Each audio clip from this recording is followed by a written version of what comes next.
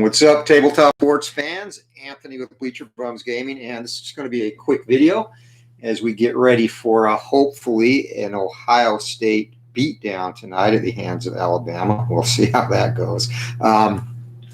Just doing a quick unboxing. Had a couple of things arrive today, and one is a name on the channel, which we are going to come back to. The second item, some long-awaited additional teams for Fall Classic Baseball, which currently playing. And again, an excellent game. The 1908 Dead Ball replay is already on the channel, and ordered some additional teams today that I wanted to unbox and look at real quick.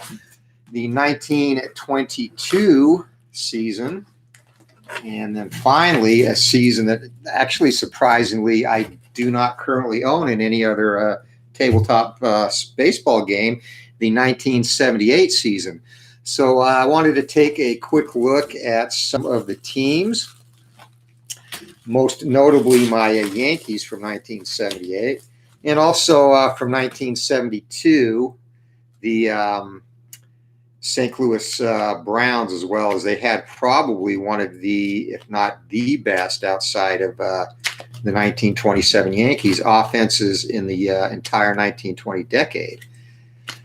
So on the 1978 season, first off, and there are the Yankees. So a couple of cards that really I wanted to see here for the Yankees, of course, is Ron Guidry. Reggie Jackson, I guess, also as well. So let's get those out. And then another thing, too, I know it's come up in earlier videos on this game, Fall Classic Baseball, the splits. So I wanted to look at a couple of cards from the 1978 set specifically to see, well, basically I'm looking at Jim Spencer. So 1978 Yankees, the standard lineup, pretty much memorized it. Munson, Chambliss, Randolph, Dent, Nettles, and in the outfield, of course, Lou Piniella, Mickey Rivers, Reggie.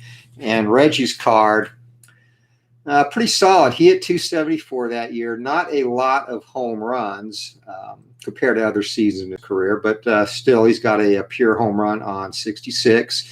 And then any home run chance that comes up on the pitcher's card or the ballpark card will be out of the park. And that's a big difference, of course, between obviously later years in the dead ball season. The pitcher home run chances on the 1908 season pretty much all have deductions of anywhere from 6 to 11 from the batter's card, depending on the power of that batter. Let's see. Did I miss Jim Spencer? I may have missed him. I know he should be. Oh, there he is.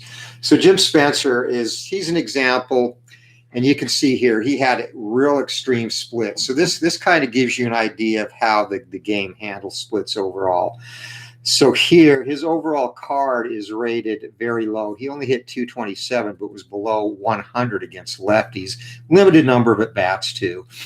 But you can see here, to handle that, his card has singles against a right-handed pitcher in both 25 and 26 to make up for that ratio. And then his hit results up here are reduced somewhat. In fact, these are only extra base hits. Now, again, the only area where splits really concerns me is he can hit a home run against a lefty. Again, not a deal breaker for the game, but wanted to, again, look at a card that I know is an extreme splits versus lefty and righties. And also his strikeouts would be more. But, overall, I believe, and just from playing the games I have in the 1908 season, I can see where the game kind of balances things out over the course of a season. And this would probably be one of the few outliers. But anyway, that is Jim Spencer's card. And then I also wanted to take a peek at Ron Guidry. His 1978 season obviously is one of the best. I mean, honestly, it's a top 10 pitcher season in the entire history of baseball. So let's get Guidry's card out. And you can see here, hey, Bears Dan, what's up, buddy? And Juan, hey, welcome, buddy. Juan and I have been having soccer discussions earlier today. So Ron Guidry's 1978 card on Fall Classic Baseball, it is brutal. You see his normal stuff, he only gives up a solo single in field 31. As good stuff, it's 1-8. And even when he has his bad stuff, so to speak, even there, only 2 singles on the pitcher's card result. And then down here, whole bunch of strikeouts. So probably after I get done with the 1908 Giants, Pirates, and Cubs home stretch of the pennant run, and they've all got, I think, 8 or 9 games left to play on that. I'll probably do something with a Ron Guidry replay. There's a few 78 Ron Guidry replays on YouTube, but none of them are using this game. So that's probably the route I will take for my next Fall Classic project. The other thing I wanted to look at real quick was the 1922 season, and specifically the St. Louis Browns. Again, as mentioned in the beginning of the video, one of the more potent offensive teams of, really any era in baseball, but second only to the 27 Yanks, in my opinion, for the 1920 era. So let's take a look at the St. Louis Browns, and we'll also look at Babe Ruth's card. 1921 would have been a much sicker card, so to speak, for Babe Ruth from this game. And I have 1921 payoff pitch, and if you've seen Ruth's card in that game, you know exactly what I'm talking about. Probably the single best payoff pitch hitter's card that is out there. So much so that he has home runs not only in the wheelhouse section, but in patient as well, which is unheard of. So St. Louis Browns, there they are. And again, this was a very, very potent lineup. Hall of Famer George Sisler, Ken Williams, Baby Doll Jacobson, they had an extremely powerful offensive lineup. Hank Severide, the catcher, and I believe 7 of their 8 regular starters hit 300 or better. So Hank Severide, the catcher, one of the weak hitters in the lineup. He's got singles all the way up to 13, 1-6, and you can see he hit 321. Hall of Famer George Sisler, his card is absolutely filthy. 420 batting average. Does have a -4 for home runs, as he only hit 8 in 1922. But the power game was still developing in Major League Baseball at that point in time anyway. But here, 66 and 55 doubles, some triples here between the two, and singles all the way down to 15 with a range of 1 to 9 on 15, which again is absolutely absurd. If you follow the game, Fall Classic, usually the base hits are only up 11 to 66 up here, and occasionally you'll have a couple of hitters that bleed into 12 and 13, but going down to 15 and then with a walk on 16 is, again, just totally absurd. He has a very, very good card. Marty McManus, 312. He's also going to have singles to 12. Wally Gerber, one of the weak links, he only hit 267, the shortstop. Frank Ellerby at third base also was below the 300. So actually 6 of 8 St. Louis Browns hit 300 or better in 1922. So I'm definitely going to do something with St. Louis. I want to just take a peek real quick for Babe Ruth. 1922 was not as solid a year as 1921 was for Ruth, obviously, but another card I'm really interested to see is Joe Sewell too. We'll come back to that, but so Cleveland, Detroit, definitely Detroit's going to have some offensive powerhouses as well. Harry Hillman hit 356 that year. You see his cards got walks down to 15. So very good card there. Ty Cobb hit 401, which I believe was second to Sisler. And Ty Cobb, too, has singles down to 14, 1 through 8. And then rest are walks, and then walks on column 15. And No home runs off the park card for Ty. He only hit 4 in 1922, but a very good card for Cobb also. Yeah, but he did fall off a little bit in 1922, referencing Ruth. Not quite as much as his famous hot dog overdose in 1925, but still, again, did not have the season he had in years before and after. So here are the Yankees. Wally Pipp, and again, a couple of years from being supplanted by Lou Gehrig. And Pipp really, he's a footnote in Gehrig's story, but he was a very, very solid offensive player. And quite frankly, would have held down first base long on 1924 for pretty much any other team in baseball, just about. So, again, a good card for Pipp. And kind of got teased there. We're not going to get to Ruth's card in this stack. Darn it. So he is probably in this stack here. Let's see. Now that's the Giants, Frankie Frisch. And Frisch, a good season, hit 327. A lot of offense in 1922, quite honestly, a very good offensive season. And we'll look through a couple more stacks here, and then we'll move on to the new game, which I'm actually kind of excited about. It's a non-traditional game, but, I like to go off the beaten path there. I played quite a bit of the Fury Hardball from Play.com, which I liked a lot. It's a very quick game, a simple game to play, and just kind of a little fun diversion from regular baseball, if you will. So maybe I'm not going to spend too much time looking for Ruth's card. We just may have to get to that at another time.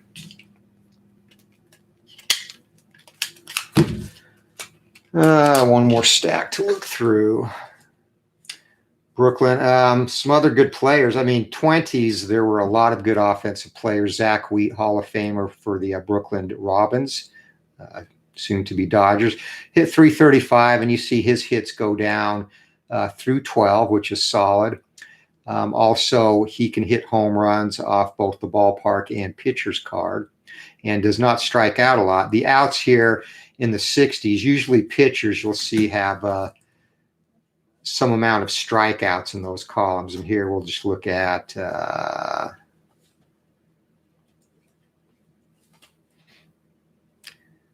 I'll say Harry Shriver as an example with Brooklyn also. So you see here, this is one of the neat interactions with this game. Shriver's got some strikeouts, 56 to 62.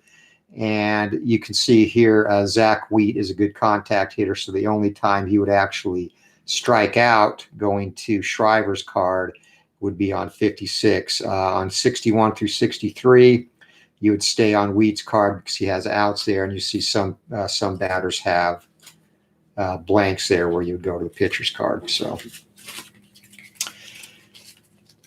anyway, does not look like I'm going to run across Babe Ruth, which is fine. But again, his card was, again, not as special as it was in 1921.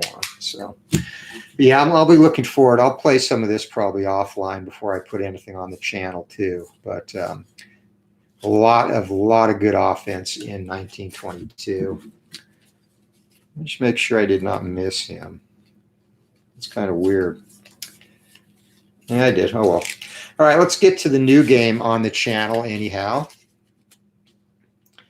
And this is a game, I've got a good relationship with a lot of other game developers, Keith Avalon and obviously Joe Bryant, since he carries Glory Days Boxing for me, and a very big fan of his baseball game Payoff Pitch as well. And when subsequent games, Glory Days games in the series, which if you don't know, in the pipeline at some point down the road will be obviously baseball, which has been previewed on the channel as I'm developing that, and also a college football game, and finally a Glory Days wrestling game, which is going to be very similar to the Glory Days boxing game. So anyhow, and it's just reason I bring that up is Gary Brown, Stone Mountain Press, has some very good games out there. He does Legends of Boxing, which is a very solid tabletop boxing simulation as well. And he uses a very unique method to determine his fights. And I definitely check that out. And, you know, just because we both develop a similar game, we're not competitors. We communicate quite a bit, and it's really more of a brotherhood. So there's no issues there. He actually ordered a copy of Glory Days Boxing, which I appreciate. But he also does several other games, Dice Soccer, and this one, which I'm looking forward to playing. It came today. And a nice box here. And this is Grid Zone. And Grid Zone, if you are not familiar with it, is a translation of football. It's more a quick play football game. You could look at it, say, as like 7-on-7, but it's not traditional football. It plays a lot quicker than a regular tabletop football game. And the scoring is based on advancement on a grid throughout the course of the game. So just look at the parts there. Very nice color cover here, and his charts are excellent on very good. You know, I imagine this is, well, pretty sure it's 130 cardstock. Nice glossy finish. And this is tables here, the advancement table here for, you get points for each grid that you advance, up to 14 for a touchdown. And the lineup grid here. Quick reference card, which has a flow chart. And again, there's not a lot of videos of this game out on the internet, so I'm going to get a couple up on the channel. I've watched Gary's overview videos, and again, very interesting game. And I like this because it's almost like a cross between obviously like 7-on-7 football, but it seems to have a little bit of Blood Bowl in it too. You can get stunned, injured, and crunch time here on these charts. So very cool there. And it's got, really, he created an entire fictional league based on this. You can see here, 2020 American Gridball League. And it's got the teams on here, Birmingham, Denver, Fort Worth, etc.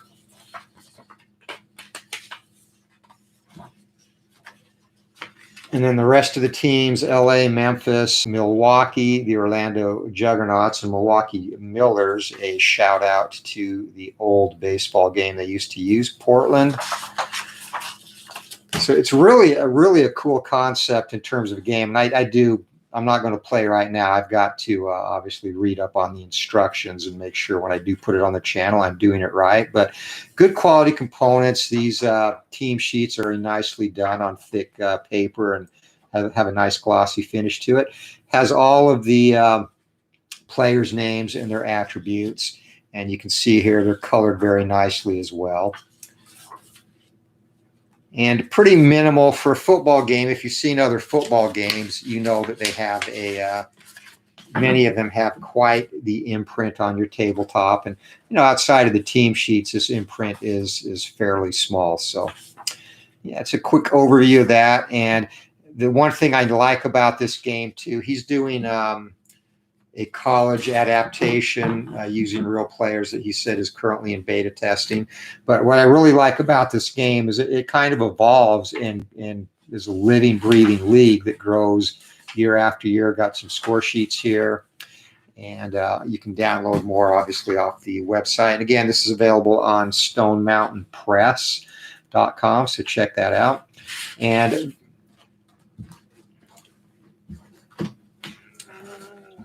And Gary also always has very colorful and very well done charts here. And you can see here the different defensive and offensive charts that come with the game that take into account the players' ratings. And then you look at those in conjunction with the dice roll, run offense, pass offense, etc.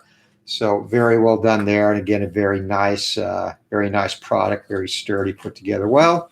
And then finally, the instructions. And it's got it's a 26-page instruction book, but most of this. It's got a little bit of a background, and then you can see here it talks about the player skills. And really what you need to get going here are pages 10 through, really actually 10 through 18, 10 through 20 max. And that will give you an overview of how to play the game. And then down here, he's got a manual for running an entire league. And again, that's one of the things I like about this. This is kind of an evolving league.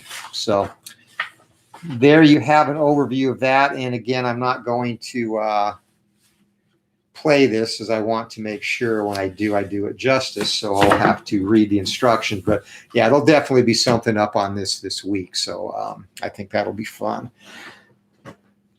In terms of the Fall Classic, new teams, the new seasons, 1978 and 1922. Any teams that anybody wants to see from 1978? Another team that I really wanted to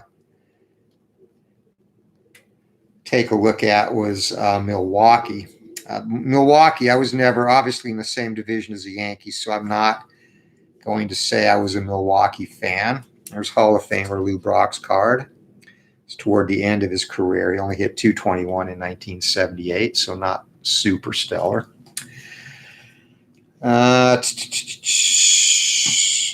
Okay, here we go, Milwaukee.